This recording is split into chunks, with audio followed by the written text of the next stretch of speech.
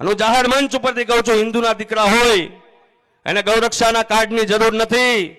એ હિન્દુ છે એ જ ગૌરક્ષાનું કાર્ડ છે. કોઈ પણ અધિકારી તમને પૂછે ગાયની ગાડી રોકે ત્યારે કે કયું કાર્ડ છે તમારા જોડે, તો એમને એટલું કહેજો કે હું હિન્દુનો સંતાન છું. ગાડી ઊભી રખાવી, ગાયની ગાડી ચેક કરવી એ મારી ફરજમાં આવે છે. આજે ક્યારે પણ કોઈ પણ સંગઠનની રચના કરતા હોય તમે, ત્યારે થોડી કષ્ટી આવશે, કારણ કે તમે ધર્મના યોદ્ધાઓ છો, ક્રાંતિકારી યોદ્ધાઓ છો.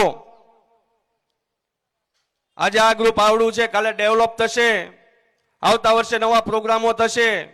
પણ હું એમ કહું છું કે યુવાનો ખંભેથી ખંભો મિલાવીને, તમારી પાસે પૈસા નથી માંગતા, ગૌ હત્યા મુક્ત ગુજરાત બનાવવું હોય તો આ યુવાનોને સાથ આપજો, એટલું કહેવા માટે હું સુરતથી આવ્યો છું. સમય વધી ગયો.